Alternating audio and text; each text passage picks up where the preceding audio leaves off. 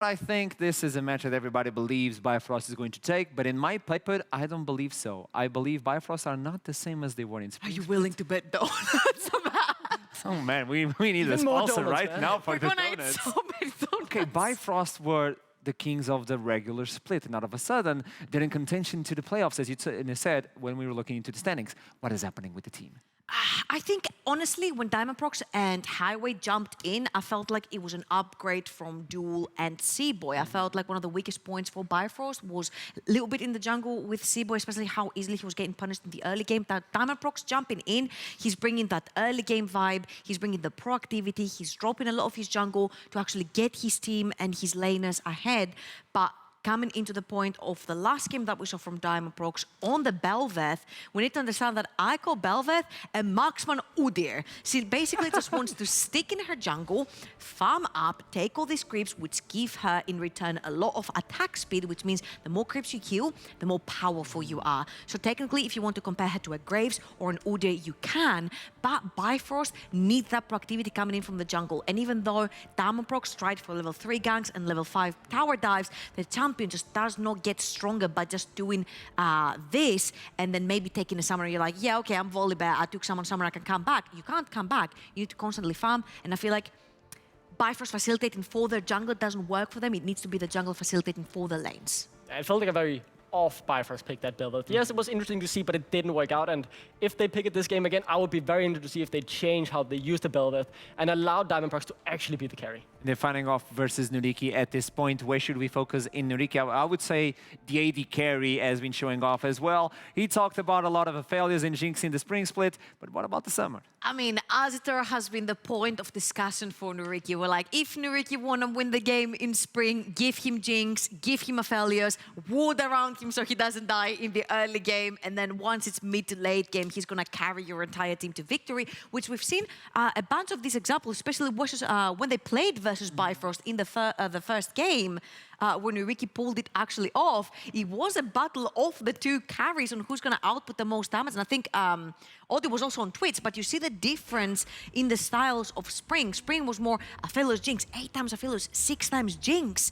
And then you go towards Summer, you've got 2 times Lucian, 2 times Kalista. His Ezreal has been pretty aggressive as well in lane. And when we talk to him, he's like, yes, okay, Jinx and Aphelios are really fun because you can carry later on, but I want to be aggressive off the get-go and I want to try and get my team ahead. And his previous game on Monday with the Kalista, I think he had 6 or 7 kills. He was very unlucky that he was playing into the Taliyah, but he did pop off in the early game. I would say NYYRIKKI is a team that, in my opinion, in the standings, they are not where they were supposed to be. Yeah.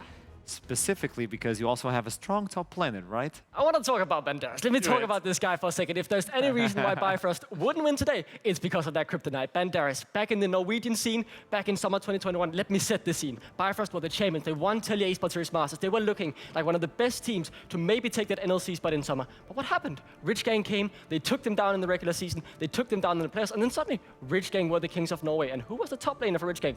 Well, it was Banderas. 8 games against Bifrost, 6 wins, and his carry style was something Bifrost, as an organization, have never been able to deal with. And we saw that at the start of this split as well. NYYRIKKI taking down Bifrost. Okay, I'm going to ask you before we move on. He's a Kryptonite. Yeah, he's a Kryptonite, so I'm really taking on you on this one. On the post-game, we'll talk about that one. Who do you think is going to win? Honestly, I know I've worked with you, Bifrost. Michelle, I'm sorry. NYYRIKKI's going to take it. NYYRIKKI's going to win. Well, NYYRIKKI's going to take it. Champion Select is starting right now. Let's get into it. 1, 2, 3. There we go. Let's hope the button works. We weren't, no. We're using Wi-Fi. I keep telling you, we just have a small delay. The latency is coming in. The latency, it's not good, it's not good. There we go, the first champion select of the day. First game, Bifrost versus NYYRIKKI. If Bifrost loses this one, puts NYYRIKKI in a really good position, and Bifrost in a really tough one, because Vanir are just on the ankles, just like, oh, I can take this spot.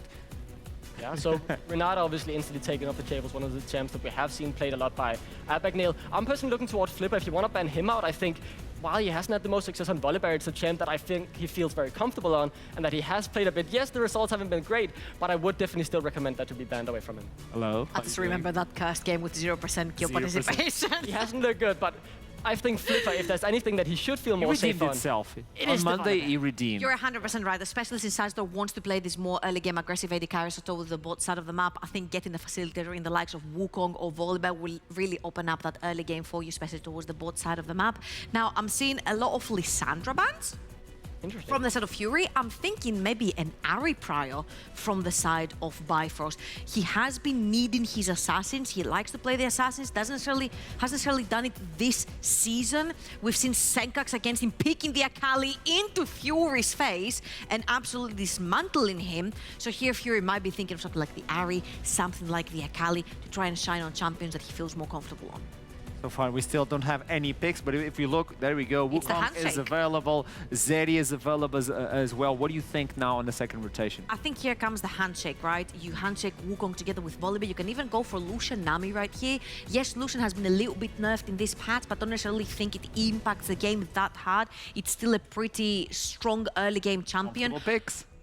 Yeah, going back to basics. Talking about Azure Spring, he had 8 games of Aphelios, did you know? Yep. And did he come out of this lane completely uninterrupted? He would carry the entire game forward. I'm going to remind you, in summer, the first game versus Bifrost was an absolute freaking bloodbath among the two. We have the Bambi. I am very interested with the Bambi because one thing that makes this matchup pretty good into the Wukong is the fact that he's easy to see with the clone. The clone is not deceptive because when Lilia hits a spell, there's this little tickle, shadow. so you can always see where the Wukong is. That kind of removes the efficiency of that spell, but I would actually be surprised to see how Flipper will perform in this. I'm a bit uncertain, but I like the pick as a whole. But moving on, the Sari is still open. Obviously, the hover there for you, Ashram. You get your little 5 minutes of fame. You could That's say. not fair. Respect. Wow, That's you're not fair. so aggressive. Tiana is not in the league anymore. That's not fair, mate. What do you mean? He would cover Katarina every time. Lock it in. Wait, is it lock in? No, it's not. Okay, he's just teasing us because Okay. we know it's Fury. I think this was love foretold Fury. from the bans. Banning the Lissandra, you know what this is a counter to. It is the Ari. But again, I really like seeing Fury back on one of his assassins because he feels more comfortable playing this style of jungle. And the mid-jungle duo so far, having the Wukong, having the Ari, is extremely strong and extremely slippery. Now, this is very ballsy right here. Whoa. They Because you're blind picking. On the red side? Even though Banderas was an absolute menace on the Fiora, don't get me wrong, but blind picking the Fiora right now, are you not scared of what Shikari might bring into the mix? Usually you see Shikari on the losing side, on a losing matchup, and now you get to counter. Yeah, but do you think Banderas care? Banderas, he knows he's going to win against Bifrost, man. He does not and give I an am F. very happy to see him play out carry, right? It would be very anticlimactic. We were hyping him up, and he just ends up on an Ornn. He's probably We gonna saw end up how on an good Ornn to Banderas say. can be. Banderas is a beast in the VR, and I'm very happy to see him play it. And I'm confident enough in saying that they ban out some of the strongest matchups against the Fiora, like the GP that we know Shikari likes to play, and then this Fiora will be fine regardless. I think that GP here being banned is one of the all-time classics because when you have Aphelios or Jinx, very mobile hyper carries that want to stand still or want to stand in a very short area, putting down that Cabaraz is very deadly for this champion. So that is out. Unfortunately, I'm going to have to agree with you. I think this might be Shikari on something like the Ornn right here, or maybe even something like the Sejuani, because playing the mobile carries, Yeah. if this ultimate actually does hit, it could be very deadly. And also playing Sejuani into Fiora, I'm not very knowledgeable about the matchup, but it cannot be like that terrible, especially in the early game. Fiora versus Sejuani? Yeah. On the early game, it's comfortable, but as soon as you get at least 2 items, it's going to be terrible for the Yeah, Sejuani. freak But you're playing Fiora. for the team. You're playing for the team. Exactly. Yeah. I think NYYRIKKI are taking a page out of Riddle and like, hey, Banderas, you're the Jax playing now. But he played it before and he was This is an absolute Banderas, menace but on you the can't do It's like the that. Sith. You He's don't not know a who's the cheap apprentice, who's the Jax player. master. He's You don't know. Banderas. And is that that is a lock-in. That is the Veigar going up Fury against him. usually pulls this one versus the Ares. So the fact that they gave Abagnale the counter pick on support right here means that they really want to prioritize Azure being safe. You've got a Veigar that's going to be playing around you. You've got a Lilia that's going to be playing around you. And you need an undivable backline as well. Because if you want to allow Banderas to create havoc on the split push side of the map, then you need a very solid bot lane to stay alive. And my head instantly went into something like potentially a Tamkens next to the Aphelios. Oh. But the Rakan again is actually very interesting because this is Abagnale's most played champion if you look at his whole history in competitive play. So that's obviously removing one more champion that he would feel very comfortable on. I'm holding my breath here to see, is that actually going to be locked in? I don't know. That is a tough one as well. You can play around it, but... Oh, that is Shikari's cannon.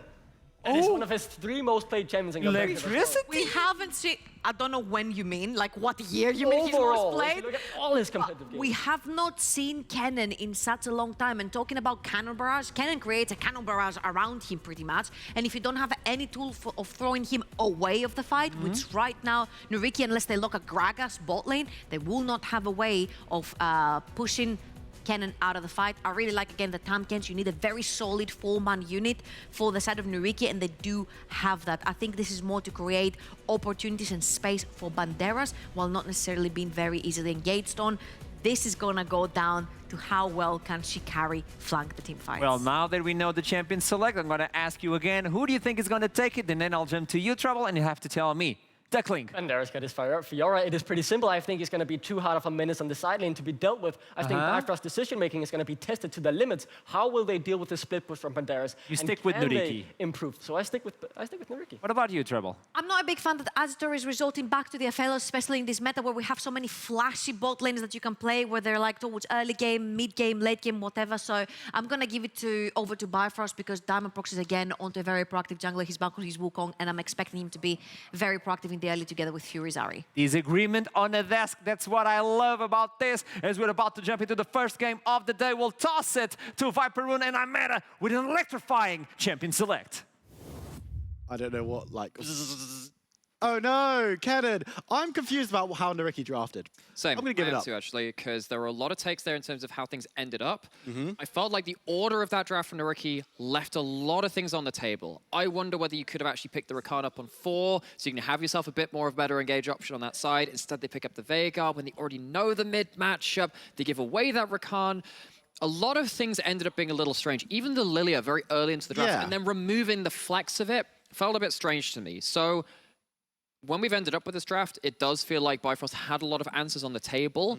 But the thing with Bifrost, though, is that they typically want to play a certain style, while the answers which they gave, actually for me, play towards a bit of a different one. When you have a cannon on that top side, when you have that Wukong too, it feels like you want to give maybe more pressure top side than Bifrost would like to. They typically love going towards bot lane, giving that the advantage. I'm actually not sure if that's towards their identity, which has been a problem for them so far. Yes, and this is the question that we're going to have to ask going into the game is, are they going to attempt to play their identity with the bits a bit wrong, or are they going to try and do something else? Because on Monday, we saw them pick a Belveth, which isn't an early game ganking jungler necessarily. And they did anyway. Don't tell Diamondprox that because he thought it was. It proved not to be that effective after a couple of early ganks, and ultimately they lost out. We are onto the rift for our first game of the day. We've got Bifrost seeing if they can stake more of a claim on those playoff spaces. They're going up against NYYRIKKI, who are still in the chasing pack.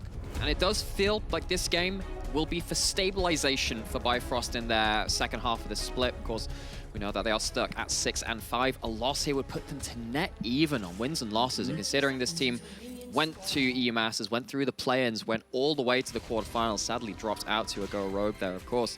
This would be an important victory for them to, again, solidify their stakes on that playoffs coming into summer. But NYYRIKKI, they've already had a lot of close games. Actually, don't let that 3-8 scoreline fool you. They have taken it close against many of our top teams, and Bifrost would not want to be finally that top team which drops a win to NYYRIKKI when they have been playing quite high-level League of Legends, or at least interactive League of Legends. Yes, absolutely. Both of these teams have been playing pretty well. I think NYYRIKKI have been playing pretty well up until they lose games, which is kind of unfortunate. When you look at their scoreline, you wouldn't necessarily believe me, but they've been involved in...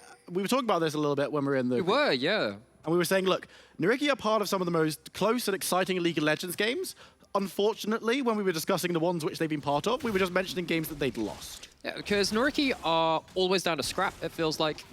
They are looking for big wins across the map early on. Sadly for them, it does seem as though every time they look for the big wins, there is an equally big loss somewhere else on the map. So it means that games often do get quite scrappy, they get quite close. It does mean, though, this might be a hot take, but I would actually say NYYRIKKI are, quote me on this, the most entertaining team to watch in the NLC right now. You look at their last couple of games, last 3-4, they've had late game affairs. It does feel like NYYRIKKI always keep you questioning right up until the Nexus falls.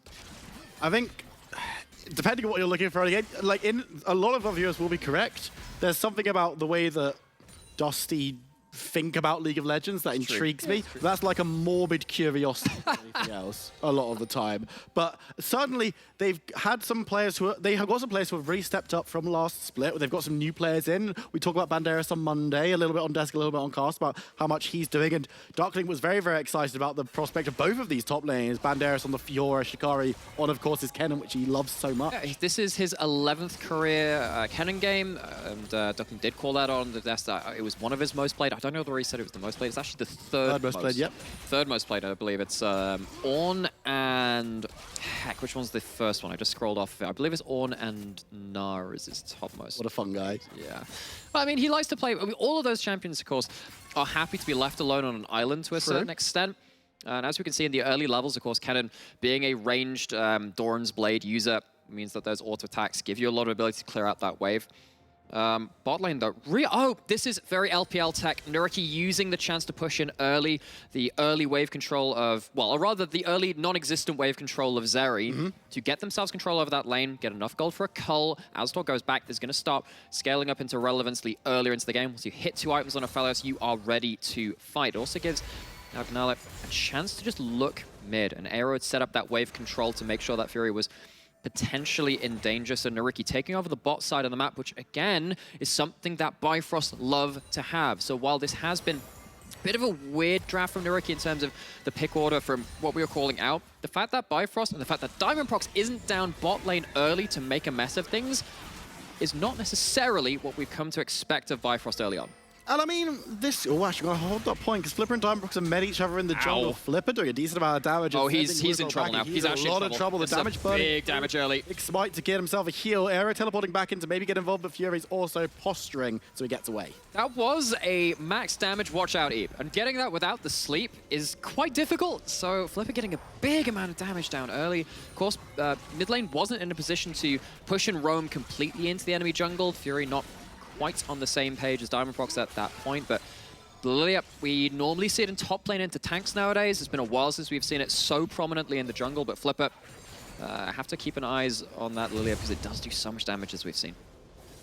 And now clearing out those top lane, Krog, Shikari and Banderas. Shikari having priority, just ranged into melee, making Banderas feel a little bit bad, but Fiora has enough to weather through the storm. Yeah, but Fiora's still getting the farm, and also Flipper is still getting the farm. Got that bot lane scuttle, it's been a trade across the map, so it's not like Diamondprox get an individual jungle advantage for NYYRIKKI trying to put a little more into that bot side.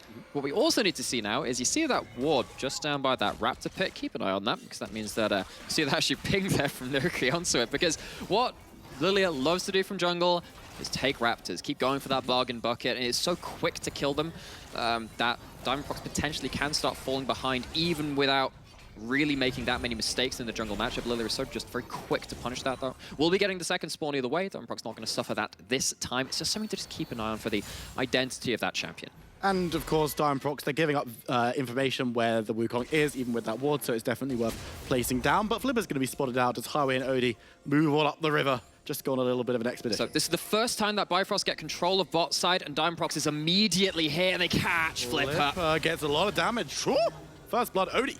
And you know what we were just saying very early into that game about, hey, you know, Bifrost, they don't have control of bot side. What's happening? First reset going to NYYRIKKI. They have this chance to play around it. Well, this is why you don't give bot side that pressure. They are so practiced at playing around the opportunities they do get around that bot side of the map. Kill goes over to Odie. And this Zeri, we talked about the, I was about to say the Aztor, it's just the person I relate most with this champion for the NLC, but the Aphelios, scaling up to 2 items and becoming relevant. Zeri, very similar though, get to 2-3 items and she becomes such a menace. Giving over that early kill after the seemingly successful work of NYYRIKKI in the early game to keep things where they wanted it. That's bad news for NYYRIKKI and a sign of life from Bifrost early on. Interactive games, we said. Yeah, something that we want to see, because some teams do have a bit of a tendency to sit back. 50 seconds longer game times, Will. Well, that's why. This is exactly the reason, because things are taking a little bit longer. They're a little bit slower. Of course, first dragon was taken while we were talking about that. Hex Tech, it's first dragon, so it's going to be giving a little bit of an advantage over to Bifrost. In terms of the actual stats you get from the dragon, Hextech is the best by far now. It's extra 5% attack speed, 5 ability haste, and that applies to so many different champions that love using that. Mountain up next, which does mean 2 of our stronger combat souls are going to be off the table. Leaves you a chance of course, that dreaded cloud, which in this game would not be the most successful thing for either, well, rather the most important thing for both of these teams to get. But still, those individual dragons help unlock that Elder later into that game as well. So, you know, keeping an eye on it either way. Flipper prancing up to the top side, not going to be able to find Shikari without being spotted out on a ward, and the Kennon's going to be able to push in that wave and then move away from any kind of danger. But the two junglers haven't had the biggest impact so far. Of course, the assist from Diamondprox on that first blood is nice, but it was really a story of a lot of champions getting involved in that one.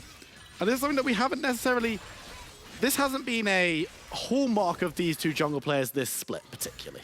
No, it has felt like both these players have been facilitators in terms of their roles within these teams. And again, we talked a little bit about Bifrost and their identity, which is largely around that jungle role, actually. Diamondprox has transformed this team from Spring, for better or for worse. We're yet to really see how that culminates, but there's been a lot of soul-searching is the word I used earlier for it, for Bifrost to see what they were going to do about this abrupt change in play styles. Speaking of that, another neutral herald neutral objective rather, started up by Bifrost. They got that first one, heading up towards that herald, and I have to say, NYYRIKKI, I felt like they should have more control around bot side, felt that they should be having more chance to impact the map early on from that, because your support is meant to be a little bit more free to roam, but that one mistake around bot side already seems like it's starting to hurt them. Whether it will be too much of a big deal moving forward into second dragon time, this early mid-game situation is yet to be seen. Odie running away from Flipper, doesn't want to be caught out by Lilia. Abagnale just licking Highway on the way out to make sure that he knows that he's there. But ultimately, there's not a lot going on at the moment, but there are rotations. There's vision being put down from NYYRIKKI. There's been rotations, and it feels like Bifrost, with those rotations, have, one, taken that Herald. That's a big thing, but they've also been able to protect those Raptors, which, again, are kind of a big objective for Lilia. It just helps her get that jungle advantage very quickly, very efficiently.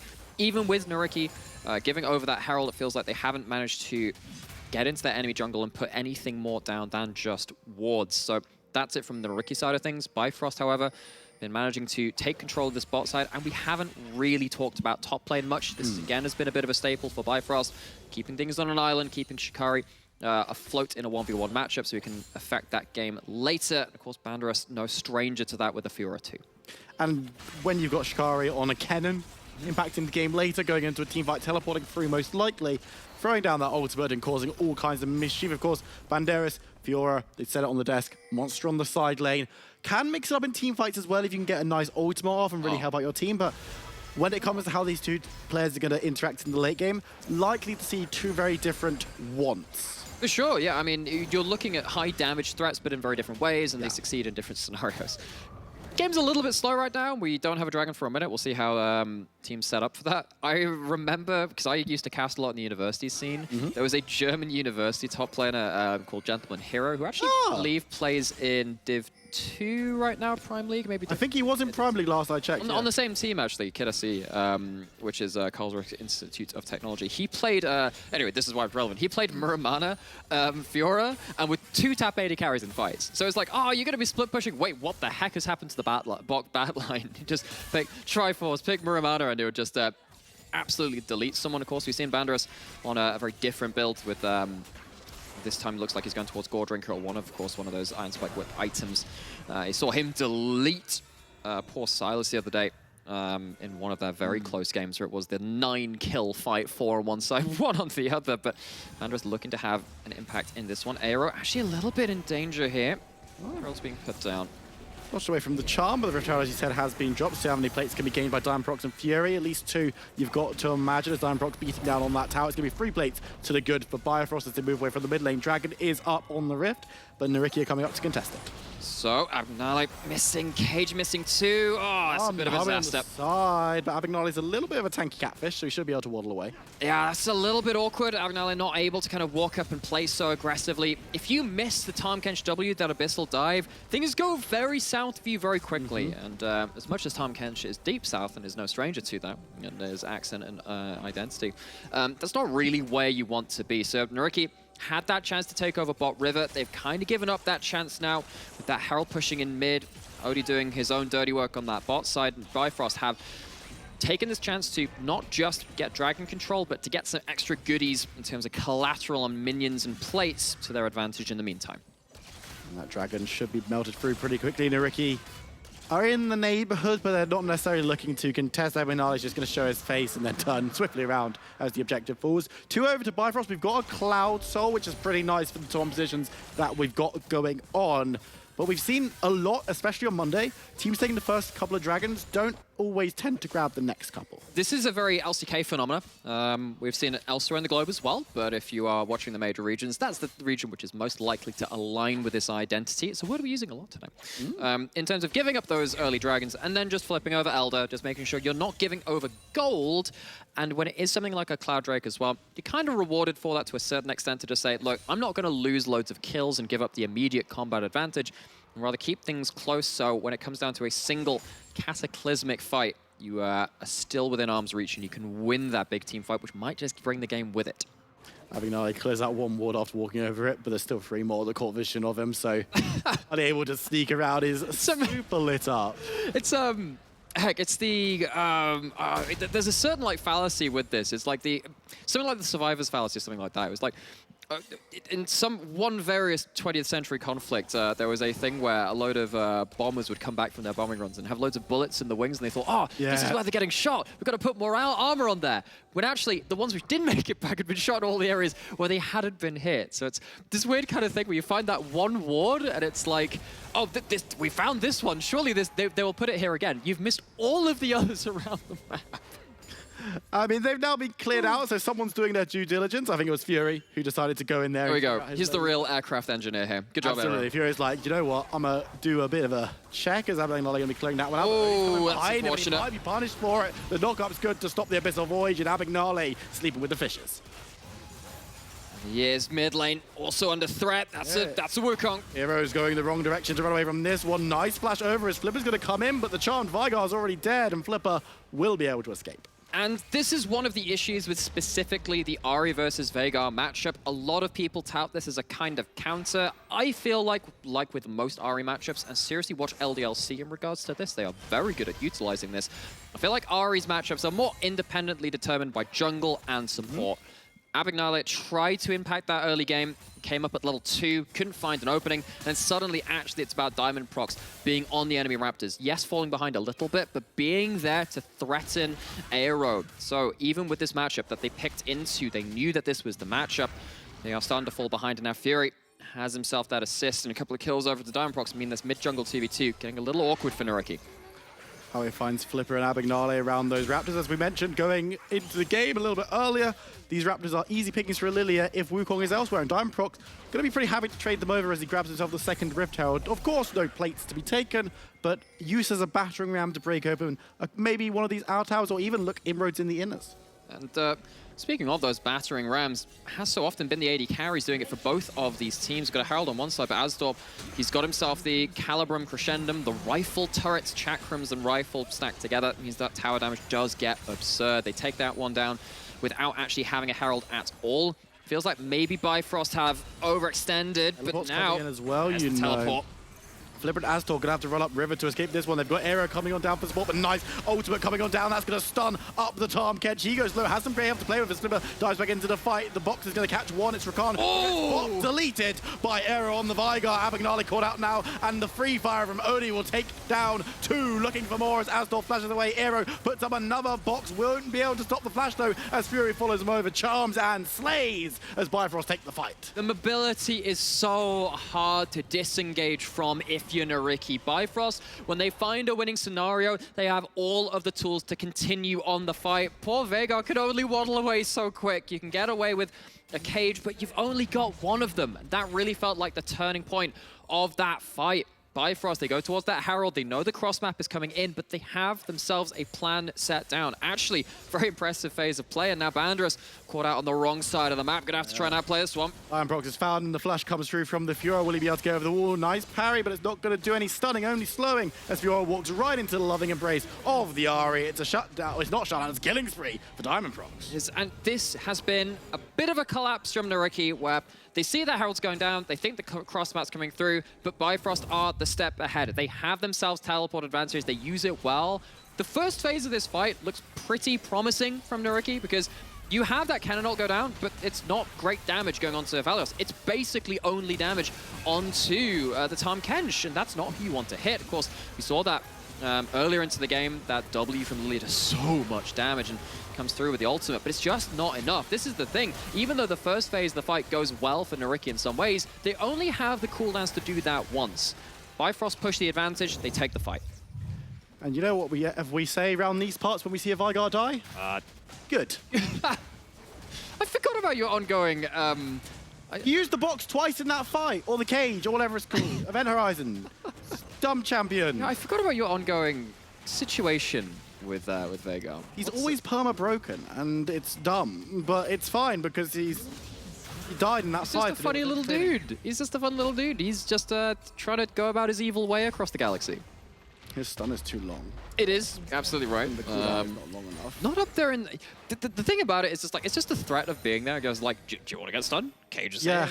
It's just the threat of it, right? Speaking of it right there, gets something out from this. Herald in bot lane, though. Herald's down. This is the second one, of course, which Bifrost started off that big cross map with, pushing in towards that inner. Not able to take it, though.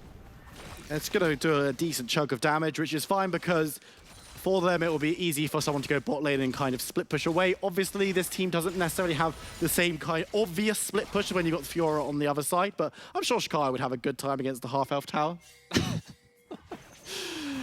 I'm sure he'd have a... Yeah, as long as it's not shooting back. Maybe he'll need some little... Well, they need some minions to help, obviously. Yeah, gotta say, 1v1, towers are kind of scary. They got hands.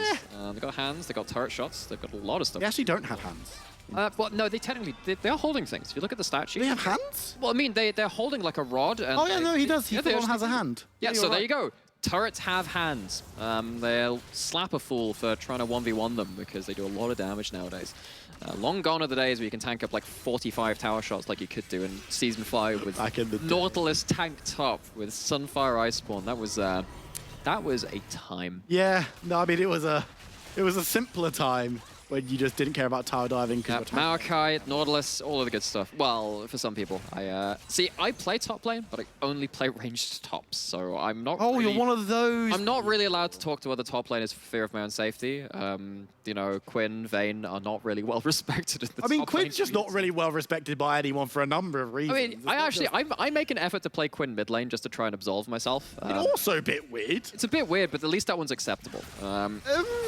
Whereas NYYRIKKI, you have to kind of accept that they're starting to lose out on vast quantities of this map. Yes, there are 2 turrets apiece, but well, rather there's 2 to the side of NYYRIKKI, but they've also lost themselves 3 of their own, including that mid lane out of turret, which means once you lose that mid lane out of turret, these situations become very, very hard to stop. The vision control from Bifrost has been set up in an ironclad manner. The full court push, rather, is being set up from the blue side. Bifrost, again, this game was so important to steady the ship. Remember, coming off of a couple of losses, 6 and 5, would love to keep themselves in the positive, love to keep themselves closer and safely inbound for playoffs. And for Bifrost, you've got to imagine that's minimum expectations after getting to the quarterfinals and knockout stages of last European Masters. Of course, a team that came... Crazy how the perspective has changed, yeah. It is, and X7 are in exactly the same position. They're also 6 and 5. They also got to the quarterfinals. NLC had some struggles in the studio. We had a 100% quarterfinals rate. That's good enough. Yeah, no one else had that. LFL can go away. It's fine. Don't worry about it. But for NYYRIKKI right now, what do we want to see from them? Because they're being slowly choked out, it would appear. Yeah, well, what you need to do is stop the big plays coming in from Bifrost. That's one thing. Right. A lot of it will come down to what we were just talking about. It is that vision control. Some of our teams have been exceptional at setting up vision traps. You set down that one ward, and actually someone like a Rakan can fall prey to this because he's not great at once he has been CC'd. But fishing for that next ward and just going a little too far. NYYRIKKI need to start setting up and saying, okay, you can start to look towards that next encroachment of vision line, and we're going to punish you from that. Use that uneven amount of numbers after that point to try and push through parts of the map. It's actually something that RNG were incredibly good at MSI. It's one of the best things they were at compared to the other teams at that tournament and indeed across the world. Other teams have started to catch up in the time since, in the aftermath, but the NLC, and particularly for NYYRIKKI now, they're going to have to do a lot of their homework very, very quickly, because it feels like, for me, those vision traps, picking off someone one by one, that's going to be the big thing for them. Always able to dive out of the Veigar cage, won't be called out this time around. Also has got the early QSS to avoid that being a huge issue. So this is now a very dangerous position for NYYRIKKI. Wards behind them, they pushed beyond that point. So easy to pick off, and Diamondprox is going. Where's the teleport? There it is! Caught out and killed. He's getting some damage onto the Vigal. The rest of the team is now following up. Highway is there. Teleport coming in onto the top side. Can Shikari get here in time? Eyhro goes low. It's There he is! There's the ultimate, but Eyhro will be able to dance away from it. They lose one. It's Azator. That's the victim, as Odie will now skate towards the fight, having taken down his lane opponent. They will be able to take down the Catfish as well. Odie goes to the wall. He's looking for more. Flipper for the double. Eyhro somehow is the one that escapes. He escapes and he has to be alone to tell the tale. NYYRIKKI, they push beyond their safe vision. We talked about this vision control being so important for them to get into the game. It's also such a difficult situation for them when they start to leave that shell, leave that defensive fortress of their base. It's going to lead to 4 deaths. Going to lead to a dragon presumably going after this Baron too. Bifrost explode the map, and if we were asking for a stabilizing game, one to give confidence to Bifrost fans for the second half of the split, this is certainly a way to do it. Absolutely, and the Baron onto 5 members will help them make inroads. Normally we talk about wanting teams to take everything outside the base on Baron number 1. There's only 1 tower left. So They're making so many inroads, they're almost Roman. They build a lot of roads. Yeah, we did. Someone's going to ignore that. There's a dragon on the map. The Roman League Championship. Home only to Bifrost. What are you on about? They build a lot of roads. Well, I get that. Well, they might be killing themselves some dragons too. Different thing, and they've managed to get.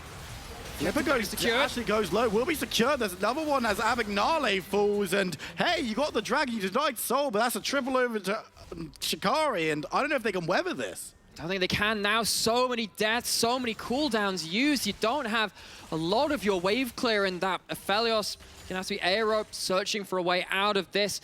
Wave being built up towards bot side. Bifrost looking for that lethal push.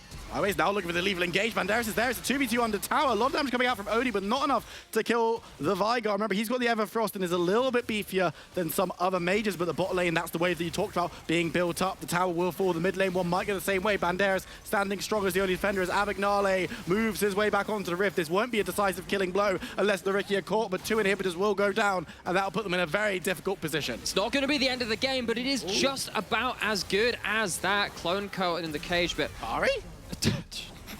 Gary's just having the time of his life, baby. Zoning ultimate, but he will catch out Abagnale as he tries to follow up. There's the cage, but won't find anyone. Flibber dancing forward, looking for a catch, but can't find Fury, as the rest of Bifrost will make their excuses and leave. Again, the game doesn't end here, but it pretty much does in everything but the final Nexus blow.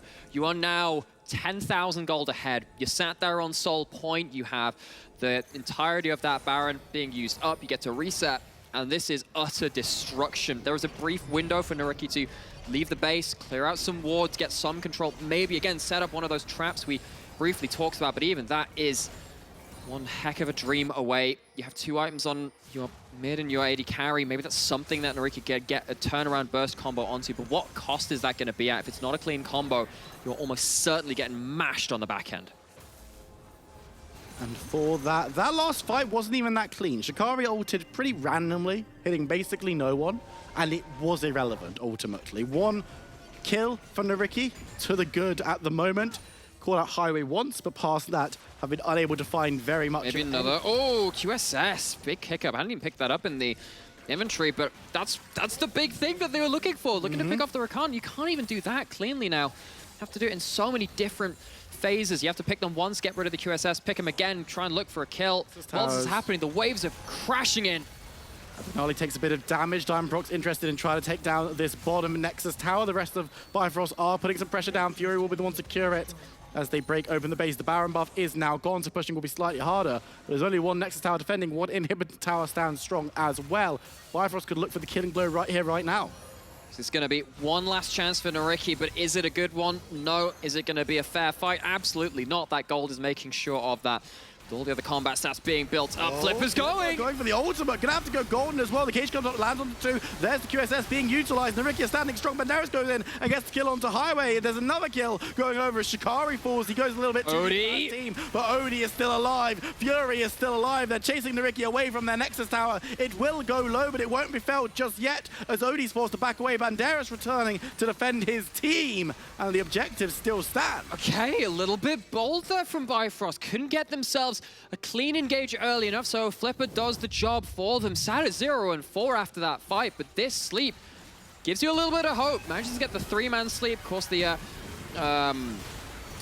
Banshees from Fury's picked up, saves him from the same kind of fate, but it gives enough time just with the CC and the extra damage being popped through to at least get some shutdowns to the side of NYYRIKKI. They lose towers at the same time. I think that Bifrost is still happy, inching their way closer towards that victory. Because NYYRIKKI, how likely is that they find as good a fight as that again? You can see the momentum bar, our analysts in the back room, in the green room, thinking, this is all but a done deal, as we've been saying on here too. But you must remember that on Monday, Yes. this bar was doing some weird stuff. I don't know if you know anything about that. I wonder who could have been doing any of that. I wonder who was the analyst there on Monday. Yeah. Archer, what's he like, eh? Oh, yeah, that guy, you know, you can never trust him. No. Leave him alone 1 second with the momentum meter, and he Literally just walks in. just can't trust him. Staring at me. As soon as you mention him, he's just there. He knows, He's a he can hear terrifying me. individual. You can't actually hear me because, you know, we're being piped through to our analysts so they can listen to us bully them. But Bifrost are now looking to push towards the base. The inhibitor tower at the top lane is still standing, so they're not getting those double inhibited up minions, super minions, you might call them, because that's what they're called. They are, in fact, called that. But Bifrost are looking potentially to find his last fight. Shikari's not here, has teleport though, but could be a little bit delayed if it's a quick trigger pull from NYYRIKKI. But Agnale goes really low, will survive with the great health. The shield is there, and only can't find the killing blow. But Bifrost, they'll take that exchange. Agnale, of course, is going to be able to go back, reset, get some health, which Bifrost won't be able to do. It's the defender's advantage, being able to regen, get out to the map quicker. But what Bifrost are doing is setting up a waterfall. They're setting up the ability to go from top wave into mid wave, into bot, highway looking for an engagement, forcing the flash.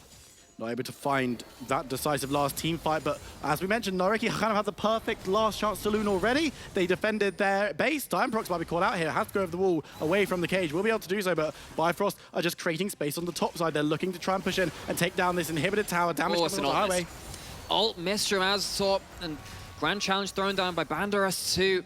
This is just unrelenting from NYYRIKKI. Next tower's gone. Dimeprox is maybe looking for the back door. Ending is trying to dive away from NYYRIKKI as they turn to collapse upon him. But remember, the rest of Bifrost has moved into the base as well. Nice triple knockup from the Wukong. He goes drowsy, goes low, sleeps permanently as he's taken down. But now the members of Bifrost can look to take down this inhibitor tower. NYYRIKKI actually looking to turn them away. The inhibitors have respawned. Bifrost fought off again. It's been fought off, and Bifrost, we talked about them trying to set up these waves coming across the map, but they weren't there to help them be shepherded in, and you have multiple items on the Veigar. 3 there, almost got the Infinity Edge onto Azator's Aphelios too.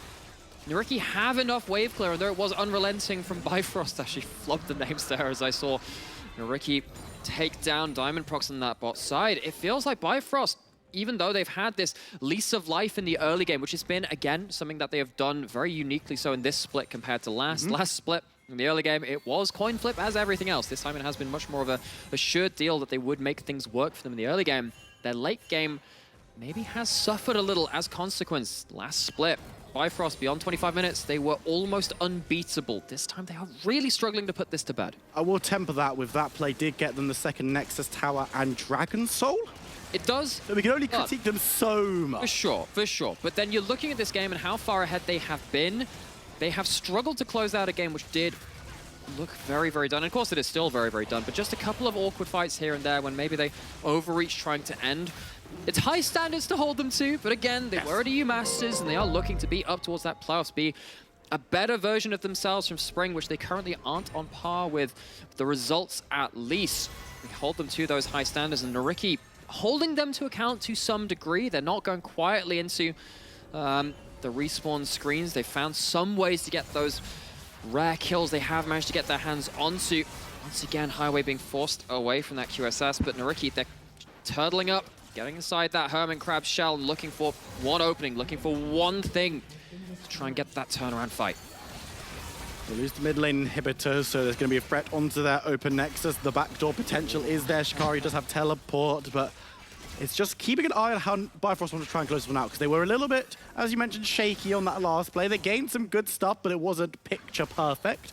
And now they're looking to put pressure on all 3 lanes with this Baron empowered. That W coming from Eyhro, so much wave clear charm hits, but it's not the highest damage Ahri build. It's gone for more utility, and there's no book No, Magi is involved in there too. Fury there to just shuffle in the waves. They were able to escape with their life, and Bifrost forces the issue. Damage coming down onto Flipper. He's going to be eaten up, but he's going to be knocked up in the belly as Banderas dives forward, gets killing spree onto Diamond Prox, but members of Bifrost certainly have better health bars. Of course, there's the defender's advantage. Banderas has to go to Jordan to stay alive. Eyhro is deleted, but he'll take Shikari with him. Banderas got to the fountain as the damage coming in from Odie. He's free-firing. Astor on the side can only sit and watch. He's actually going to be chased away and killed by Bifrost. Triple kill will end things up for Odie as Bifrost keep themselves at pace. Oh, NYYRIKKI, they turtle up for a little while, but it always was the advantage to the favor of Bifrost. And with that last fight as well, Odie ending up with actually the quadra kill. Last kill being secured just before that Nexus fell. We touted this team as one of our premier bot lane wrecking ball teams playing through Kalista. It's much harder to do that in early game through something like a Zeri, but when you have someone the caliber of Odie to play through, this is what happens when you give that bot lane resources. Bifrost, move to 7 and 5. Again, start righting that ship. And we don't have to break this down anymore. It's fine. We've got a whole desk. Like, their entire job is to break down games that we've just talked about. So we're going to send it over to Artrom and the gang to break down that first game. Breakdown. Okay, Bifrost with an outstanding victory. You're not part of the gang? It says Not part of the gang? Ashram and the gang. Oh, we're your gang. Okay. Oh, you're my gang? That's what he said. What's up? Hey. How you doing, my man? How you Wi-Fi. Thank you so much. Okay, chill out. Bifrost with this victory puts themselves in a really good position in the standings in order to get access to the playoffs, specifically versus NYYRIKKI that was chasing that position. And we didn't get to see NYYRIKKI today, even though, Duckling, you told me I win. I talked a lot about Banderas, right? And the thing is, Banderas was never really able to get into the state where the Fiora is a real menace because his team just lost around the map. And to me, like Flipper, he got caught on the side of the early jungle, and from that point onward, he wasn't really able to have the impact we hoped for. They tried to go for that Cloud Drake, and they got it. The thing is, they lost like 3-4 members, and then they start losing their base, and they couldn't move out, and it was a horrible time for them at point onwards. Had the game been even until like 35 minutes with Asator on, you know, the Aphelios and the Fiora, I think they would be able to win it. The thing is, they weren't able to scale long enough into the game, and they just lost. Had my dog had the horn growing out of his head, he would have been a unicorn. I think this is what we're talking about here. Because I think taking it off the get-go all the way to draft, yes, maybe if you're even at 30, 40, 50, 60 minutes into this game, yes, your team scales to gods. It's insane having Aphelios, Veigar, and Fiora on the side lane, but you have zero proactivity on the map. Veigar plus Lilia is double AP mid-jungle duo, which means that Mercs make it so easy to play against this duo, and you can basically like even walk into the cage if you want to when you have Mercs earlier on. Top lane with the Fiora, you usually need pressure on the rest of the map to allow Fiora to split push, but you can't pressure because you've got Aphelios Thumb Kent's down bot, who's not necessarily a kill lane. Your mid-jungle duo is not necessarily the best together. And then if you look on the other side, Diamond Prox on his Wukong. We know he's going to make plays in the early. You got Fury on his Ahri. That mid-jungle duo is so proactive in the early game that it's going to snowball it. And then if things go wrong, you also have a Zeri down the bottom that can match Aphelios later on the scaling. So Kenan, I think, was like a cherry on top as well. Trying to create, you know, space for his team while zoning away the Aphelios. I feel like off the get-go, the draft was kind of miserable to play from the side of NYYRIKKI. They just had no avenue into the early game. It was really complicated for NYYRIKKI to play their play style. Didn't we get to see them at all, right, Duckling? I think, you know, you said it perfectly, right? Diamond Prox, he was able to get it early and he was able to snowball it. For me, when you look at it as a whole, I think this game is huge for Bifrost. Being able to confidently beat one of the bottom teams, that's just saying, okay, we are not going into this playoff battle. We are not scraping for 6. We want to be up at the top of the table, and they showed that they actually have a level to confidently and securely close out these games. So this was a big win for them, I feel like. And you talked about the idea that Bifrost are looking better right now, so that's why we're going to jump to the interview with Highway, the support that played Rakan. Welcome to the show. Thank you so much for being with us today. And that was a really important victory for you guys, especially because you guys lost on Monday. That was really complicated for you guys. How are you feeling in terms of standings after this victory? I mean, so we're basically closing the playoff first 6 places, right? And hopefully we can still, like, even though it's not looking the best right now, right? We still are looking to improve. And I think for the playoffs, we're going to be there to, let's say, win it all. So if we're looking at last split, which was spring, when X7 was kings of the NLC, Bifrost was the only team who managed to take both games in regular season off of them. Right now, we're looking at Excel. They are the kings of this particular split. And we've also mentioned that with your addition to the team, with Diamond Prox addition to the team, the Bifrost as a whole has gone up in value. How do you feel that you're pairing up together with Audi in the bot lane? How do you feel that you're pairing up, of course, with Diamond Prox? Because jungle support duo is very important. Well, I think we're doing pretty good. I think I'm doing pretty good. Maybe I'm not, smurfing it till like everything, but it's not going too bad. I think with Audi, we're like our synergy is building up pretty well because since we are both Polish, we can just always talk about the game together after scrims, both and after officials. So yeah, I think my champion pool also is like pretty wide, so we can play basically anything that Audi wants to play. So yeah, I guess thus far it's my role in the team. And with Diamond, I mean, it's really cool to be in a team with such a player, right? Because he's so let's say famous, and his game knowledge is really let's say broad. So yeah, it's just a lot of benefits generally. He's also a really nice person. Like he's the guy who never tilts basically. Like he's just stone wall, you just cannot move him. So I generally like the atmosphere because compared to my let's say previous let's say environments that I've been within, it's just been completely different because here just people are here to let's say try hard, and every game they are giving their best, and I really like it. Wow, it slipped completely my mind that it's a full Polish bot lane. Polska Górom. Yeah, Polska Górom. All right, thank you so much for the interview. Always a pleasure to get you on the show, and good luck. It seems like you guys are recuperating, so let's see what Bifrost ends up. Thank you so much. Bye. Have a nice one. It's been the first time though. Yeah. I hope to get you more times on the show. Okay? Yeah. I need to get a better camera. Okay, bye. Thank you so much, Highway. It's really good to get to know more people on Bifrost. I never got to talk with Highway, so this is a pleasure. And it seems like they're doing better. I want to know about the team spirit, and it seems like Diamond Prox is untiltable, which is a really good quality on a player. I think last time we heard this about somebody was Kasing talking about Haru and Tempt, and he's like, these two Koreans in our team are absolutely untiltable. No matter how bad the game goes, they're still gonna be rock solid in the team. You can rely on the mental never breaking and not tilting, and it's really great to hear that for Diamond Prox, somebody who's been in the scene since 2011. That's been 11 years now in competitive scene. Let's be honest, you would like to be untiltable as well, right, Duckling? Yeah, I would very much like to be untiltable. I'm not untiltable. You should have watched me play like this journey up to Diamond 2 at the moment where I'm at. It hasn't been fun all the way, let's say it like that. I have had some tilting moments, but I think it's just a very good you play volleyball, you can't complain. Yeah. Just saying. I mean, sometimes volleyball gets banned, and then the games aren't that fun. That's what I'm saying. Talking about a game that wasn't that fun, it's going to be for the NYYRIKKI at this point. Eyhro is with us for another interview today. Welcome back into the show. I mean, I really sold you guys really high today. I was really expecting, NYYRIKKI will take Bifrost, man. I really like NYYRIKKI nowadays. What happened? Can you guide me through what went wrong in this composition? I don't know really what happened. For me, we got caught for no reason in the river, and I didn't like our draft personally, but I think it was clearly playable, but it felt like the team didn't click.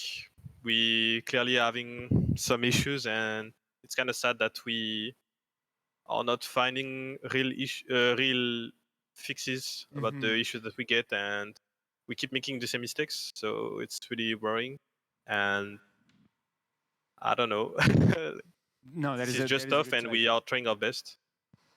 Trouble, yeah. It was actually really underwhelming to watch, actually, because last time you guys met, it was the Eyhro versus Fury show. It was your Lissandra versus his Ahri, and whoever managed to assassinate or catch each other first, that team would win the team fight. So I was expecting, the same type of explosion. But you guys chose a draft that was very passive in the early game.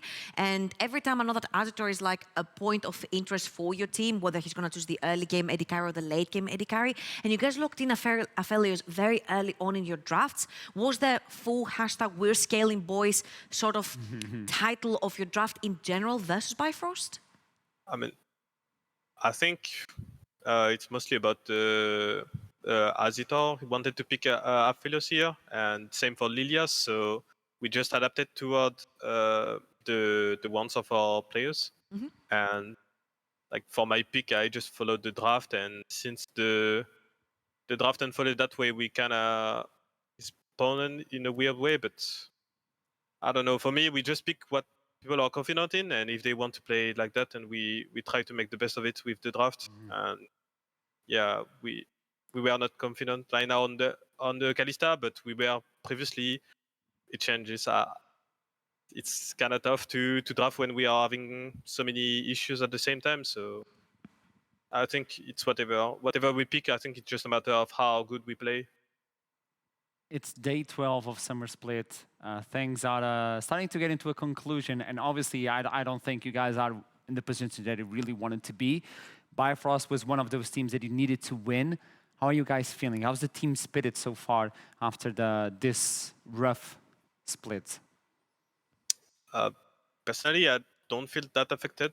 I'm just disappointed, but I think the team is really struggling to catch a breath, like to bounce back. Like we never really got it. I think we got a pretty decent start, and I was pretty confident about it. But when the split went to the middle half, like we never really, I don't know, like lunch, like another team, like I don't know, Riddle, for example. I think they really skyrocketed, and we never really found our good ground to settle. Okay, we still have a few more weeks until the end of the split, so best of luck for those. Eyhro, it's always a pleasure to talk with you, and I hope to see you soon. Who knows, on a W. Thank you so much. Have a nice one. Yeah, see ya. Bye. He's always here regardless of what happens. It freaking hurts, man, because you could see it in his voice and his face. He's like, Azitor chose to go Aphelios, Flipper chose to go Lilia, and that was a secondary choice in the draft, you know? Like, I just had to follow suit to whatever was picked. All of them. And it hurts me, man, because they banned his Lissandra. They clearly were afraid of his Lissandra from the previous game these two teams played, and it was the Fury versus Eyhro show in the first game. And I feel like I just missed this big clash of the mid laners who decided the previous game, and it just wasn't there. Yeah, it felt a bit like a lifeless game, as you said. And I think you held it perfectly, right? We're on game day 12. We're starting to go towards the end of the split, and with them losing this game, the chances of playoff just, you know, are starting to dwindle away, and they're starting to hope that maybe X7 lose today to Dusty, and then X7 go on a bad streak or whatever, right? You're having to start looking at other teams losing. It's not really in your hands anymore, and that's the sad thing, right? This loss is like, yeah, I mean, maybe that actually is our summer split done already, and it's very heartbreaking for the players. It affects the mindset, affects the gameplay, and maybe the result in the end. In the end, let's see the standings, how they are right now as Bifrost takes this victory versus NYYRIKKI. Really important for them, and there you go. They jump a little bit from 6th place to 3rd place. This is how close things are right now at Summer Split. And if you look, NYYRIKKI, they need a lot of wins to get there. They really, they need more than one good week. And what I think is really important to note here is the fact that Bifrost, as you said, jumped up to 3rd. That means they are even with them having even game score with Dusty and Astralis ahead of them in head-to-head. And that could prove crucial if someone like Riddle Esports start losing some games, or JDXL start losing some games that we did not expect, then maybe you are actually still able to get that top 2. That is going to be hard for Dusty and Astralis. But Bifrost, if they continue this way and other teams up at the top of the table lose, they can do it. Oh no. Oh, yes. Oh, yeah, baby. I'm looking at that #1 and #2 spot, because bring it in. Bring it in? Bring it in. Guys, without further ado,